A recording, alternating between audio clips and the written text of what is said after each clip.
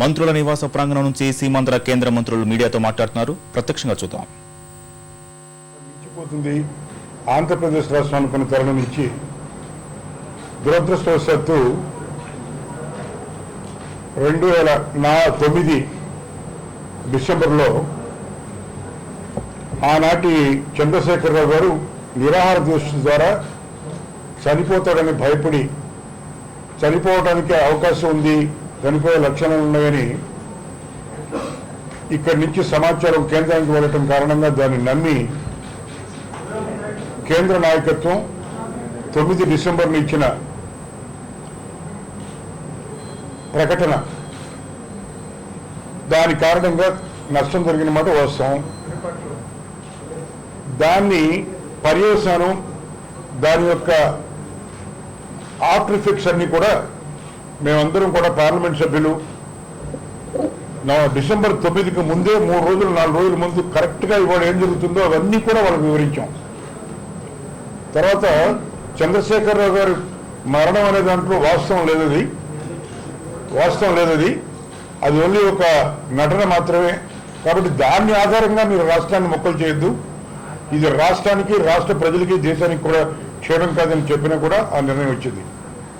దాని తర్వాత జరిగిన పరిణామాలను వాళ్లే చూసి, మేం వారి మీద తీసుకొచ్చిన ఒత్తిడి కారణంగా కానీ, రాష్ట్ర ప్రజలు స్పందించిన తీరు కానీ చూసి వాళ్లే దాన్ని నిర్ణయాన్ని సవరించుకుని డిసెంబర్ 23వ తారీఖున వాళ్ళు ఇచ్చిన ప్రకటన కూడా మీ అందరికీ తెలుసు. అందరి ఆమోదయోగ్యంతో, అన్ని పార్టీలు అందరి యాక్సెప్టెన్స్తో మళ్ళీ శ్రీకృష్ణ కమిషన్ చేసిన నిర్ణయాన్ని మేమందరం కట్టుబడి ఉంటామని మాట ఇచ్చిన తర్వాత, అన్ని పార్టీలు ఇచ్చిన తర్వాత ఆ నిర్ణయానికి కమిషన్ ఏర్పాటయ్యి, కమిషన్ రాష్ట్రం నలుమూలలా పర్యటించి అన్ని వర్గాల వారిని సంప్రదించి చివరికి కుగ్రామాలకు కూడా వెళ్ళి చదువుకునే వాళ్ళని, కూలీల్ని, రైతుల్ని, విద్యార్థుల్ని, కవుల్ని, ఉద్యోగస్తుల్ని అందరినీ కూడా సంప్రదించి క్షుణ్ణంగా వాళ్ళు చాలా నిర్భయంగాను, తర్వాత ఏ రకమైన స్వార్థం లేకుండా నిష్కర్షగా ఏం చేస్తే ఈ రాష్ట్రం బాగుంటుంది అని చెప్పి వాళ్ళు ఇచ్చిన విషయం కూడా మీ అందరికీ తెలుసు. కానీ కొన్ని పార్టీల వాళ్ళు ఆ నిర్ణయం వాళ్ళకి అనుకూలంగా లేదని దాన్ని నిందించి ఆ సభ్యుల్ని కూడా ఏ రకంగా నిందించడానికి దిగజారారో అది కూడా మీకు తెలుసు. ఈ పరిస్థితుల్లో అప్పటి నుంచి కూడా సంభాషణలు జరుగుతూనే ఉన్నాయి. ఇరు వర్గాలు, అటు పార్లమెంట్ సభ్యులు ఈ ప్రాంతం, తెలంగాణ ప్రాంతం నుంచి కానీ, పార్లమెంట్లు సీమాంధ్ర ప్రాంతం నుంచి కానీ శ్రమ పడటంలో వాళ్ళ అభిప్రాయాలు చెప్పడంలో ఏ రకమైన తేడా లేదు. ఇవాళ మీ ముందు కూర్చున్న మేమందరం కూడా పార్లమెంట్ సభ్యులు కానీ, మంత్రులు కానీ, ఈ సీమాంధ్రకు సంబంధించిన వాళ్ళందరం కూడా ఒక్కళ్ళు కూడా బీరుపోకుండా అందరం ఒకే అభిప్రాయంతో ఉన్నాం. మా అభిప్రాయంలో ఏ రకమైన మార్పు లేదు.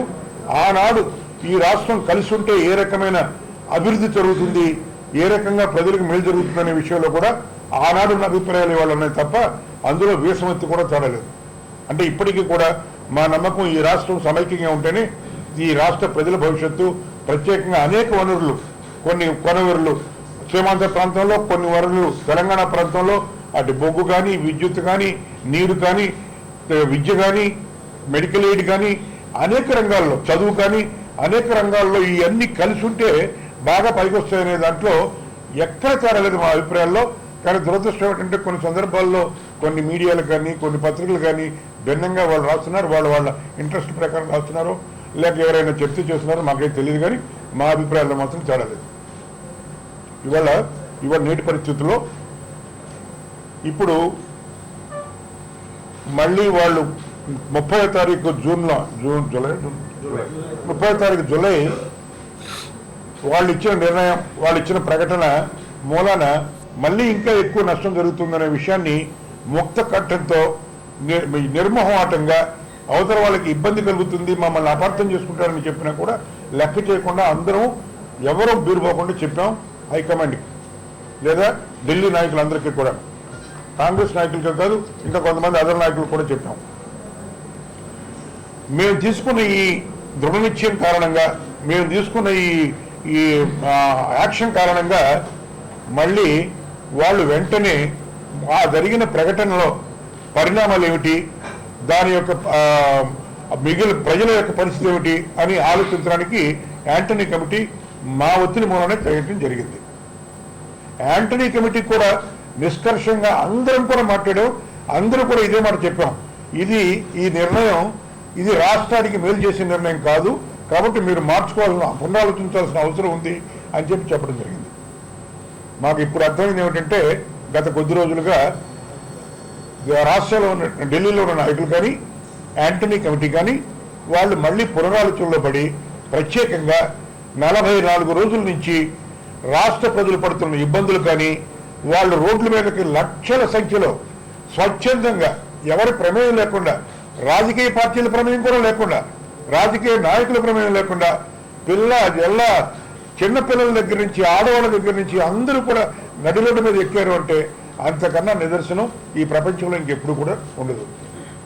ఈ రాష్ట్రంలోనే కాదు, ఈ దేశంలోనే కాదు, ఎక్కడా ఉండదు. ఎప్పుడు కూడా ఉద్యమాలు జరిగితే ఎవరైనా ప్రోద్బలం, ఎవరైనా బ్యాక్ ఉంటేనో జరుగుతాయి అనుకుంటాం మనం. కానీ ఇవాళ పత్రికల వాళ్ళు మీరెళ్ళి చూసినా కూడా అక్కడ ప్రజలకి ఒక్క రాజకీయ నాయకుడు కూడా ఉన్నాడు. కానీ వాళ్ళు రానివ్వట్లేదు కూడా చాలా సందర్భాల్లో. వాళ్ళు మాకు అసలు వద్దంటున్నారు వాళ్ళు ఎవరైనా పొరపాటు వెళ్తే. అలాంటి పరిస్థితుల్లో ప్రజల అభిప్రాయాలు ఏ రకంగా ఉన్నాయనేది కళ్ళకు కట్టినట్టు మీరు కూడా చూపిస్తున్నారు. అది కూడా సంతోషమే. రాష్ట్రానికి దేశ నాయకులకి అందరికీ కూడా అర్థమైపోయింది. ఈ పరిస్థితుల్లో వాళ్ళు మళ్ళీ మంత్రివర్గం యొక్క కమిటీని ఒకటి వేస్తామని చెప్పి ప్రధానమంత్రి గారు మా అందరికీ చెప్పడం జరిగింది. ఈ యాంటనీ కమిటీ గారు ఇచ్చిన నివేదిక తర్వాత మళ్ళీ మంత్రి కమిటీ వేస్తాం. ఇవాళ ఉన్న పరిస్థితి ఇది. అయితే మీడియాలో కొన్ని వ్యాఖ్యలు అప్పుడప్పుడు కనబడుతున్నాయి. ఏమిటంటే పార్లమెంట్ సభ్యులు కొంతమంది తప్పుకుంటామని, కొంతమంది తప్పుకోమని, లేకపోతే మంత్రులు కూడా తప్పుకోమని, అవన్నీ కాకమ్మ కథలు. ఎవరో వ్యక్తిగతంగా వాళ్ళ మనసులో ఉన్న అభిప్రాయాల్లో వాళ్ళ ఆలోచనలకి అనుగుణంగా పత్రికల్లోనో మీడియాలో చెప్పే మాట తప్ప రాష్ట్ర ప్రజలని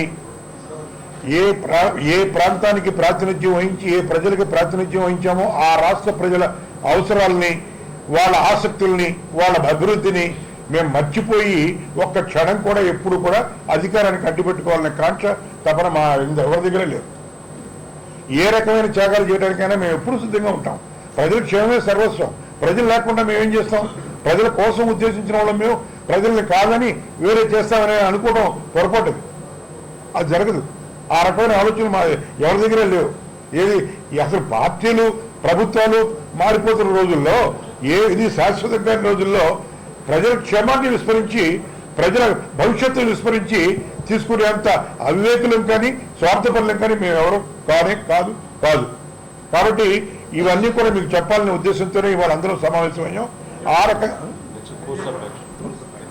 ఆ రకంగా ఇప్పుడు మేము అనుకున్నది ఏమిటంటే మళ్ళీ ఇప్పుడు అందరం కూడా కలిసి వెళ్ళి యాంటనీ కమిటీ గారిని ముందు హైదరాబాద్ వచ్చి అవసరమైతే మిగిలిన ప్రాంతాలకు కూడా వెళ్ళి రాష్ట్రంలో ఉన్న పరిస్థితులను మీరు క్షుణ్ణంగా అవగాహన చేసుకుని ఈ ప్రజల ఆందోళన లేక ఎవరైనా నాయకులు చేస్తున్నారని మీ కళ్ళతో మీరు చూసి మీ చెవులతో మీరు విని ఆ తర్వాత మీరు ఏ నిర్ణయం చేసుకుంటారో అప్పుడు చెప్పండి అని చెప్పి అడగాలని ఒకటి.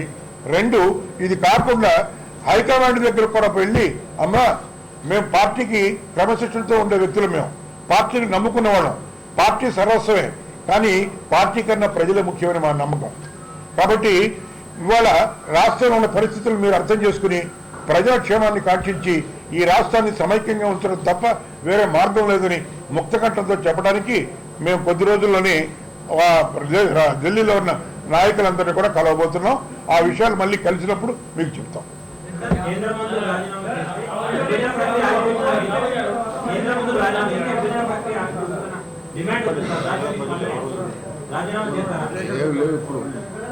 మంత్రి రాజీనామా చేస్తే విభజన ప్రక్రియ ఆగిపోతుందన్నది ప్రధాన డిమాండ్ వస్తుంది.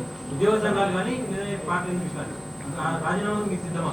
మేము చాలాసార్లు చూసేది ఏమిటంటే మీరే మాకు డైరెక్షన్ ఇస్తున్నారు, మీరే ప్రజల మాట చెప్తున్నారు, ప్రజల అభిప్రాయాన్ని మీరే స్పందిస్తున్నారు. అంటే ప్రజల అభిప్రాయాన్ని మీరు స్పందించట్లేదు, మీ అభిప్రాయాన్ని ప్రజల పేరు మీద పెట్టి స్పందిస్తున్నారని మా అభిప్రాయం. ఇంతకన్నా క్లియర్గా చెప్పడం లేదు. ప్రజాక్షేమాన్ని కాంక్షించి, రాష్ట్ర క్షేమాన్ని కాంక్షించి ఏ రకమైన స్వార్థం లేకుండా నిస్వార్థంగా ఎలాంటి త్యాగాలు చేయడానికైనా అందరం కూడా ముక్తకంఠంతో నిర్ణయం తీసుకుంటాం.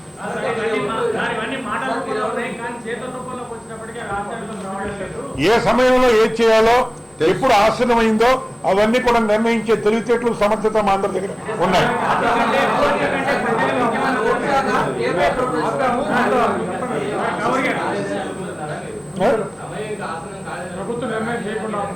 మాకు ఎప్పటికీ కూడా విశ్వాసం ఏంటంటే వారి ఆలోచనలో మార్పు తీసుకురాగలమని.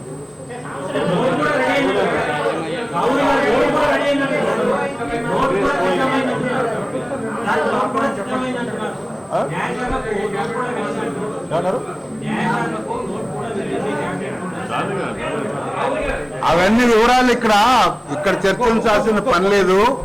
అవసరమైనటువంటి చర్యలు తీసుకోవడానికి అందరం కూడా కంకణబద్దులై ఉన్నాం. ఈ తెలుగువారి హితాన్ని రక్షించేదానికి మేమందరం తగిన చర్యలు తీసుకుంటున్నాం. ఆంటోనీ కమిటీని ఇక్కడ తీసుకొచ్చి ప్రజల పరిస్థితులను గమనించి మాట్లాడాలి.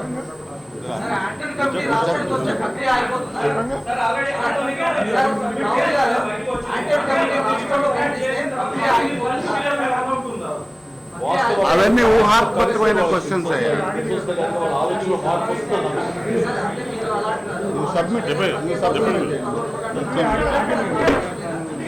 చిరంజీవి గారు చెప్పండి.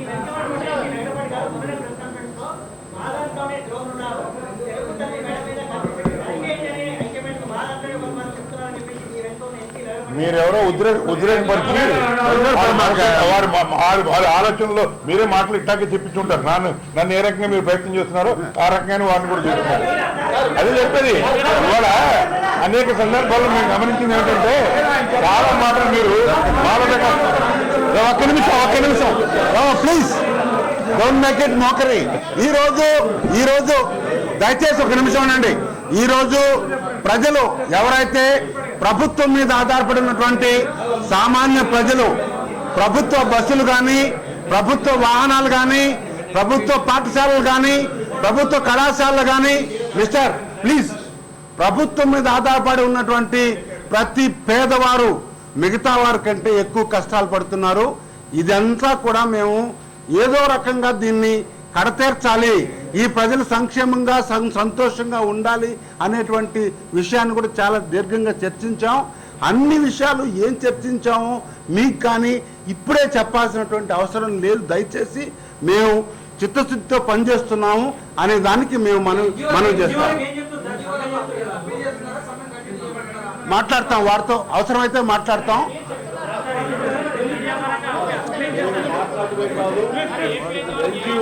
మేము మాట్లాడమే కాదు, ఆ కమిటీని రప్పించి వారితో కూడా ఏర్పాటు చేసి వారి నోటి ద్వారానే వారికి ఇన్ఛార్జ్ చేస్తాం. నమ్మకం ఉంది.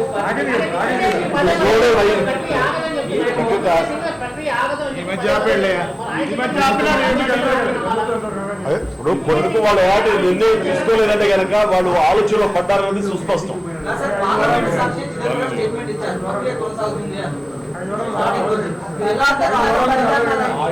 ఆయన చాలా కాలంలో అది చెప్పి చాలా కాలం మేము ఎవరం కూడా మీకు కనపడకుండా పోయేవాళ్ళం కాదు.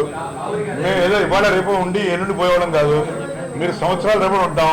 మీరు మళ్ళీ అందరూ కూడా మేము అన్నమాటలో ముక్త కంఠంతో అందరం కూడా ఒకే మాట మీద ప్రజాక్షేమాన్ని కాంక్షించి ఏ రకమైన త్యాగాలు చేయడానికైనా సిద్ధంగా ఉన్నాం. మీరే చూస్తారు.